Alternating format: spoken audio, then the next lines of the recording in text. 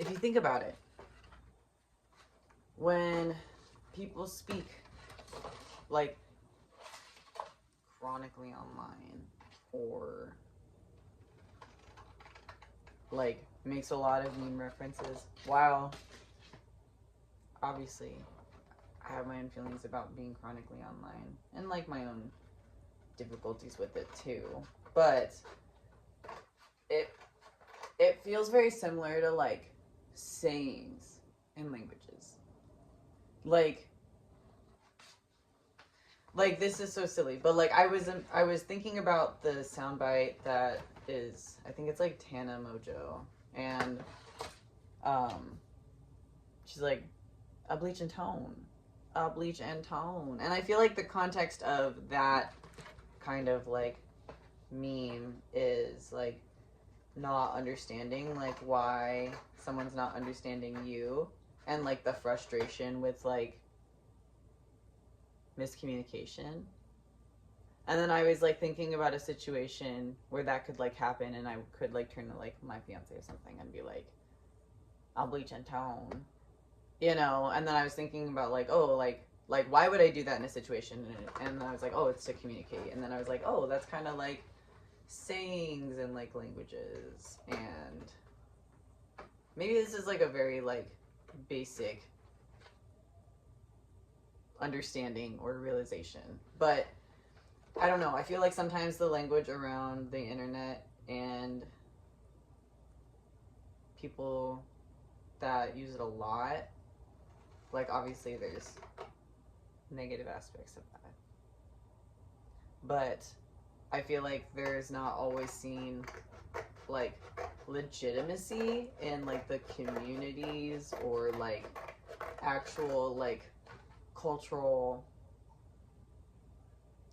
I don't know if milestones is the right word, but like, you know, I don't know if this is making sense, but like, I think that interacting with people on the internet and understanding stuff that happens on the internet, while can be exhausting and needs to, you know, maybe be done in I was gonna say portions. Like regulated, not regulated, but like in the sense of like an addiction. Like you don't want to just fall into the addiction, but if you're trying to deal with the addiction, you're trying to like cut back, right? Or whatever. That's like a loaded thing. But that's kind of the example that's coming to mind. Um, but I feel like there's a lot more legitimacy to um, like the society that's like of the internet that is separate from like how we interact in person. But there's obviously parallels, which is the main point of what I was trying to get, is I feel like making meme references is basically like the same as saying like a common saying from like your grandma or something. Maybe this is just a silly little morning thought, but I feel like because I deleted most social media off my phone, but I still have Pinterest because I love Pinterest, and I got like a little picture meme, whatever, that made me think of like other things that I've seen, and it's like I'm nostalgic for the life I didn't live, or like I always think about the things that I want to do, or like I'm not living the life I want to live, and I'm like, that sucks. Like do I have enough money to maybe like take all of the trips that I want to take in my life? No. Like do I have the money to maybe like live where I want to live or buy all the food that I want to buy? No. And that sucks. That sucks really bad. However, I feel like, and this is just me thinking out my ass, really, but like sometimes I wonder if we think too much about like things like that we can do, like these things that do require money or these things that do require other things. And like obviously, like I have a car, like that in itself is like a privilege, right? And so I'm obviously only talking about this from like my perspective, and I do understand that like even basic things that like I want to do, like not everyone necessarily has the means to do. But I'm kind of more referring to people that are in a similar situation to me, or people that have more money than me. Like I don't know, like I was just like chatting with my coworkers, and I was like, oh yeah, I found a park that has like an adult size like playground, and I always carry my basketball in my car with me. And like, I don't know, I feel like I've just been talking to a lot of people lately, and while it's like fun to talk about things I do, and like it's nice getting like compliments and stuff, I guess, like for things like that, but I don't know, like one of my coworkers was like, I love your life. And I'm like, you should also love your own, right? Like, and I feel like the more I go on with this, the more it's like, okay, white guy, stop talking. But it's like, I don't know. Like, there's other things that you can also do to fulfill your time than like spending money. But I know that like a lot of things take money. I don't really know where this is going, but I don't know. I feel like the point that I was trying to get is like, maybe we shouldn't put so much focus on doing things in our life that involve consuming, and maybe put more emphasis on doing things in life that are about experiencing. As someone who willingly takes care of children and like has 8, 9+ years of childcare experience, and then I see kids' parents, so kids who are already alive, their parents look at me as a teacher and they go, I could never do your job. Like, thank you for doing your job. And it's like, cool. I like being appreciated. My job is hard. However, like, I've already decided for myself that I don't want kids personally, but I know how to take care of them. And I know what goes into taking care of a child. So when someone who chose to have a child tells me I can never do your job, I'm kind of like, but you chose to have a kid? Like, that doesn't really make sense. And like, maybe I'm thinking about it too hard, but like, I don't know. Like, when I hear stuff like that, like, my first thought is like, oh, are you like not fit to like be a parent? Because like, why are you so shocked about being able to handle a child when you have one? Like, isn't that something that you think about before you go and like produce life? Like, I feel like maybe, and at least in my experience of working with children and their parents, I feel like people don't think about that enough. And then I think about like me growing up being like not even being able to have like a dog, but then people can just like have kids like that. That doesn't make any sense. So like, I don't ever want to deter or whatever someone from like having a child, because like I can fully understand the like rewarding moments that come with teaching life, but I don't think that that's enough. I don't think that that should be like a reason to have a kids. Like, no wonder more and more of us are like not having kids, because like we're finally thinking a little more critically about it. Because realistically, if you're not emotionally prepared to take care of a child or like deal with a child's emotions, like, you're just doing a disservice to them. Like, do I get frustrated and stuff? Like, yeah, but like, am I at a point now in my life where I can kind of like separate that and like be there for the child when they need it? Also, yeah. And maybe I'm just coming from experience of like being from a family that wasn't good at taking care of children, but like, I just wish we as individuals, because like we have to keep ourselves accountable, right? Like, I wish we just as individuals looked a little closer at like what it really means to like have a kid. And I wish, you know, we had a culture that wasn't so big on having kids.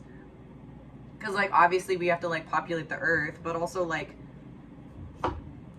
is it worth it to populate the earth if everyone's just like traumatized and like can't talk to each other and like can't communicate? Because then like, what world are you like setting up then? You know? Like, I feel like people are always like, kids are the future. No, parents are the people that shape the futures. Families are the people that shape the futures. Like, yes, the kids are the product of that, but the kids are not are not only the future. Like, that's a lot of pressure on like a child, when in reality, like, we could be doing a lot more to support children in a lot of different ways. But I don't really know where else I was going with that thought, but I just wanted to share that as I was cutting these potatoes. I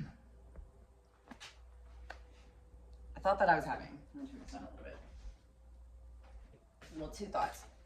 One, maybe I'm biased because I'm relatively heavily tattooed. I understand the sentiment of like wanting to be sure, right? Like, you should not really do stuff if you're not like all for it. Like, you're not 100% sure. But I've been thinking a lot lately about when I talk to people that don't have tattoos, and like, it's usually like two answers of why. Either they just don't want them, that's not a vibe or an aesthetic they go for, or they do want them and they're like, oh, I just like, I'm not sure, like, it's hard to make a decision, it's hard to like, sorry, I like have water on me because I just showered, but it's like hard to like make a decision, or like, how am I gonna, I don't want to make the wrong one, blah blah blah. Like, that's the basis, like, overarching idea of like one very common answer for people who want tattoos. My question is, and I wish people would maybe like think about this more, and not even just with tattoos, like honestly with life. Yes, you want to make sure you make the right decision, but do you also think that you would wrong yourself so intensely that you would make such a drastic mistake, like putting something permanent on your body that you don't love?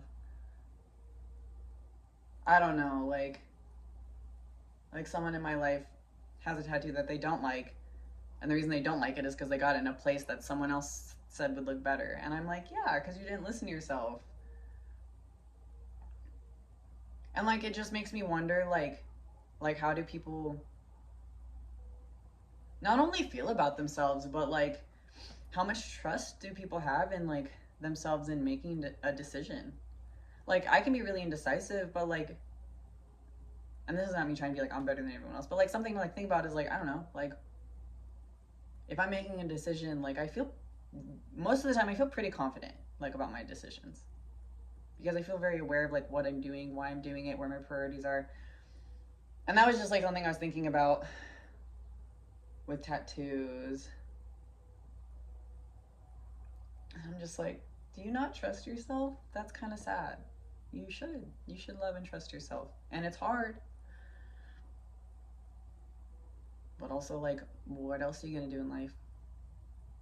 And then the other thought that I was having while I was in the shower was, why is it that me trying to explain a thought via words verbally, like, it takes so much time, but in my head so quick? Like, I was thinking about math, and I was thinking about military time, because I got invited to something, and on the flyer or the invite, it had military time, and I read it pretty quick. It was like I don't know however you say it, but like 20, right? And I'm like, okay, that's 8. And I was thinking in my head, like, I was trying to explain like how I would, because sometimes I do math quick, and sometimes people are like, oh my gosh, how'd you do that? And I like try to explain the process, but like, when I try to explain the process of how I do math, it's way too long, but in my head, it's not that long. Like, when I explain it verbally, it's really complicated, but in my head, it's not that complicated. For like, the 20 hour, I'm like, okay, well, there's 24 hours in a day, and so 20 minus 4, or 24 minus 4 is 20, so then like, what's 4 hours less than midnight? Or like, we know that non-military clocks are like 12 and 12, and I know that that's like half 24 and half 24, so I know that like, if there's 20, I know 12 goes into that once, and then what's 12, like 20 minus 12, that's 6. 20 minus 12, that's 8. Me being like, I do math fast, and I did that wrong. But like, I don't know, I feel like the way I do math, I kind of go around and like visualize it, and like, but when I try to explain that to people, they're like, what the fuck? And then I feel like I'm making like things way more complicated, but it's only complicated when I say it, not when it is in my head. Like, sometimes I'm staring out the window for like 2 seconds, and my fiance would be like, what are you thinking about? And then I went on this long tangent, and she's like, how did you think about that in like that few seconds? And I'm like, I don't know. That's just like how my brain works. But if I verbally try to say it, like, it's gonna take a long ass time.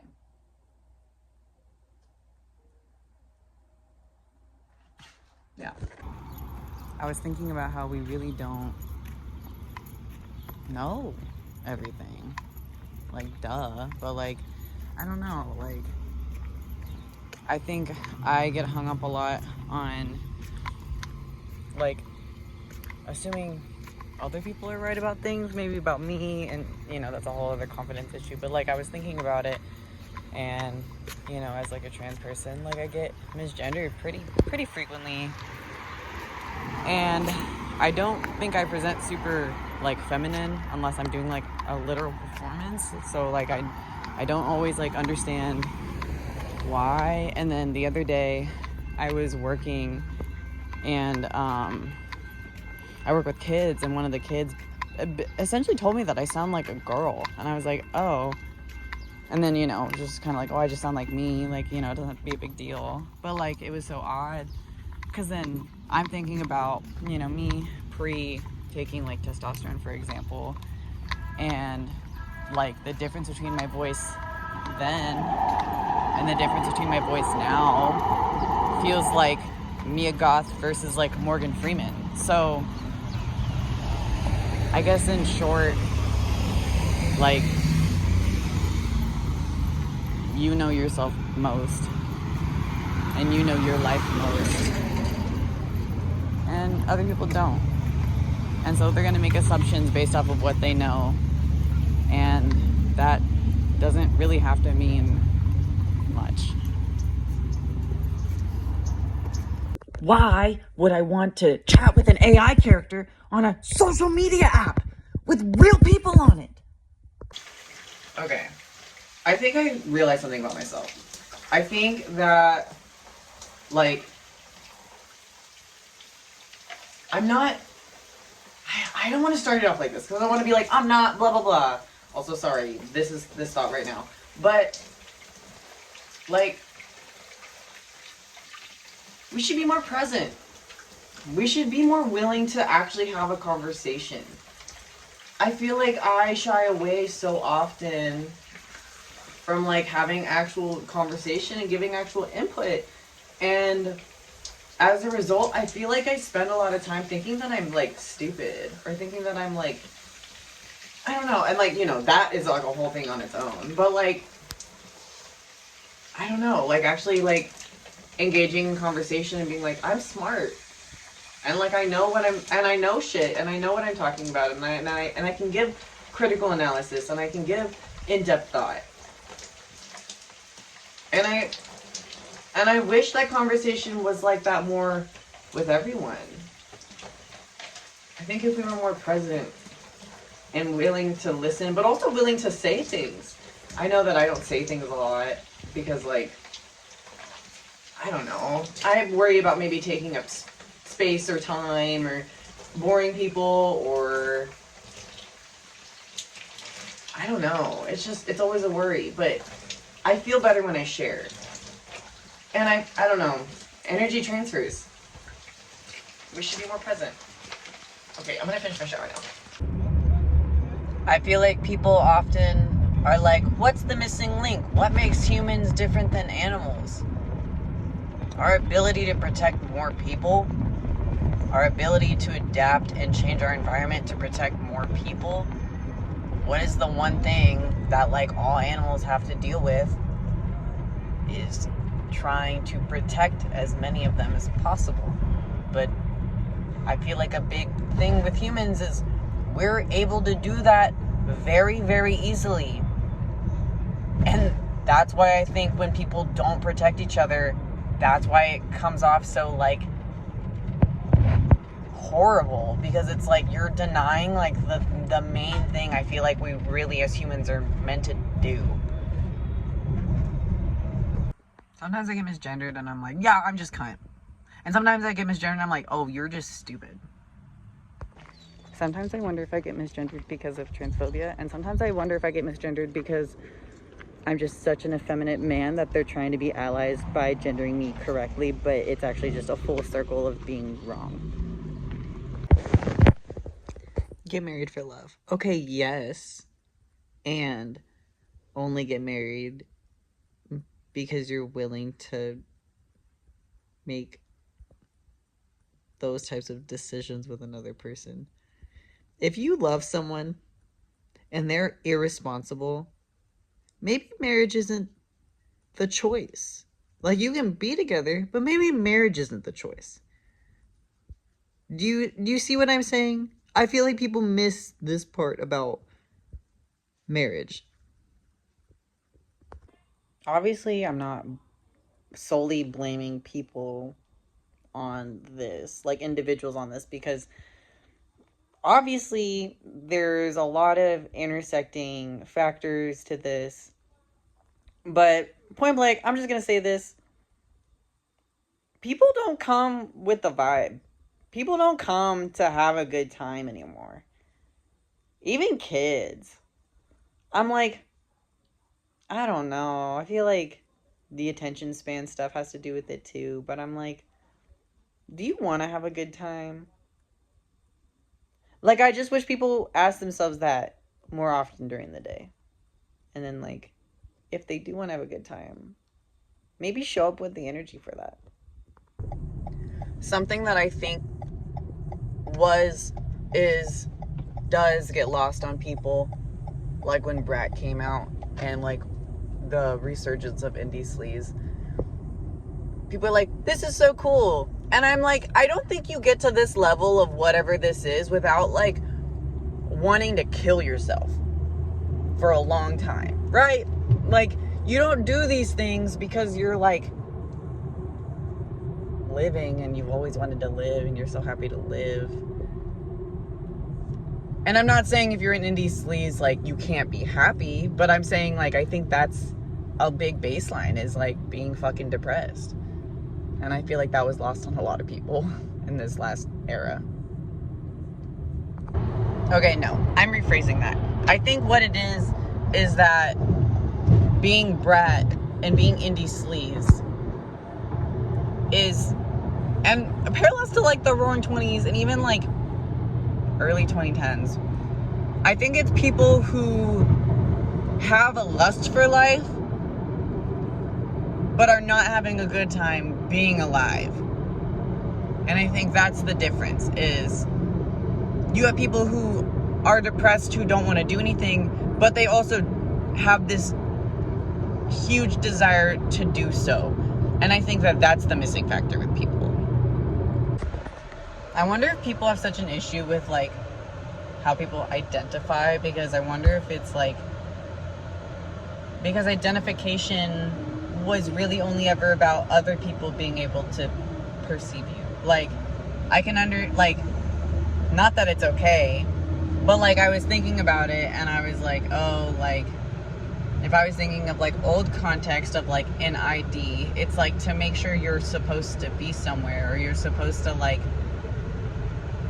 it's supposed to be, like, an identification, an easy identification, like, trying to think of, like, how do you identify someone, right? That's an outer thing. Like, that's not an inner thing.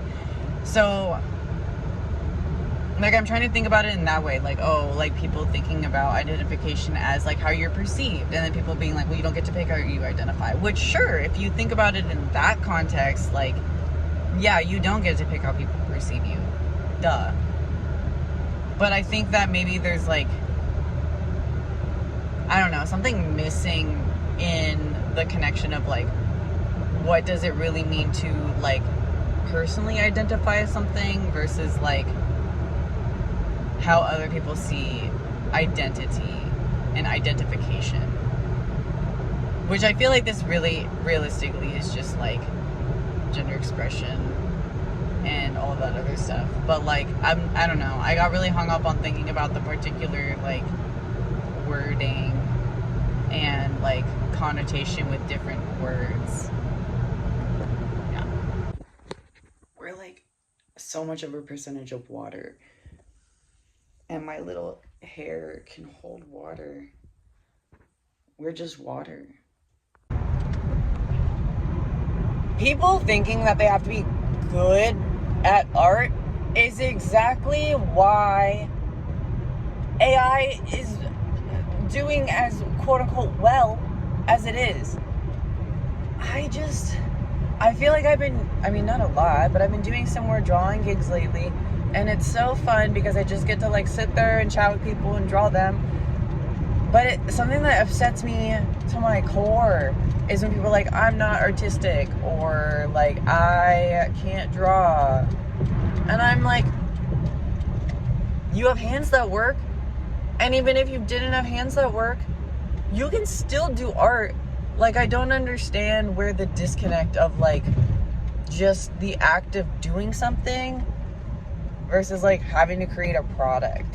Like, when people were like, AI makes art more inclusive. No, it doesn't. What makes art more inclusive is all kinds of people creating art. And that includes bad art.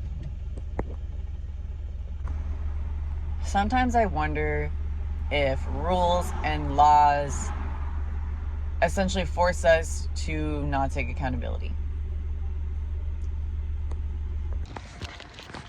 If you repeat a number over and over again, you memorize it.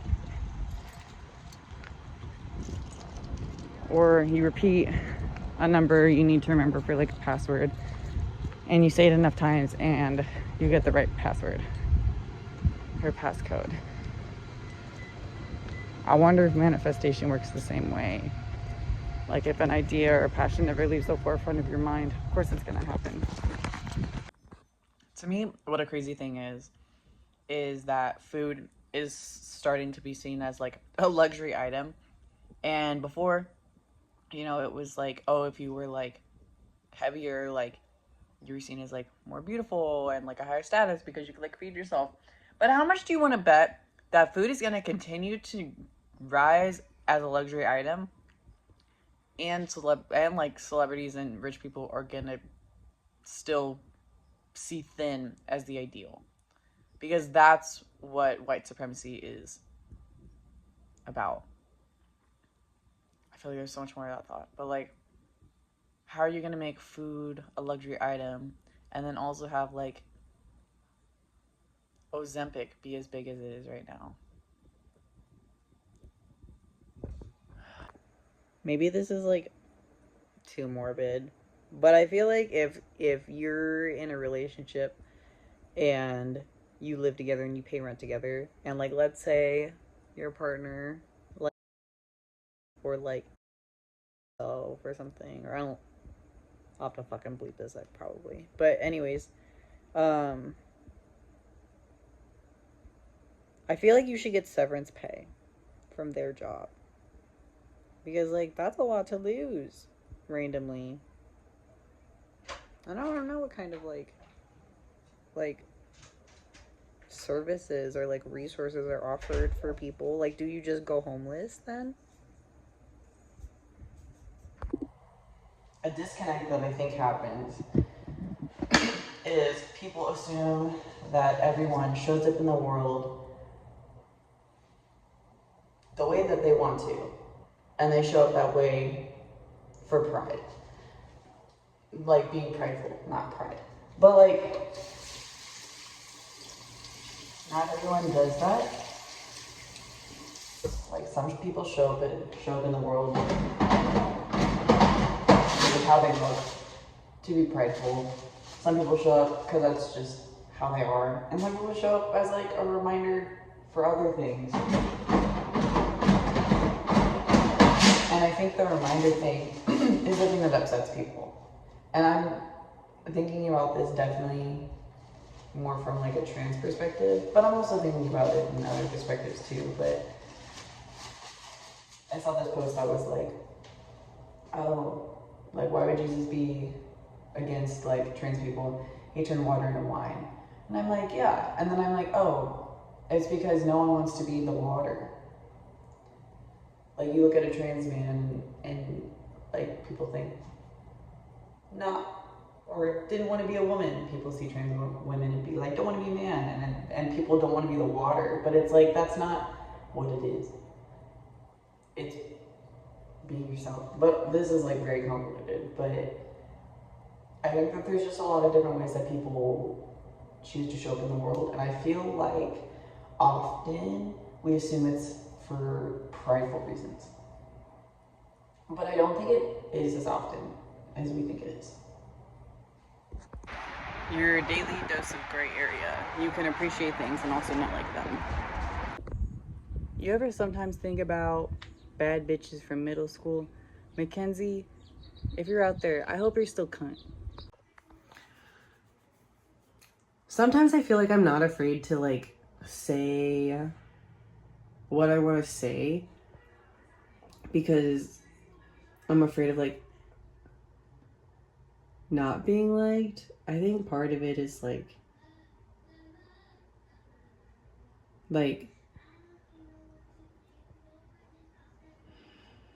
I'm gonna be so authentically myself that one way or another it could be morally wrong.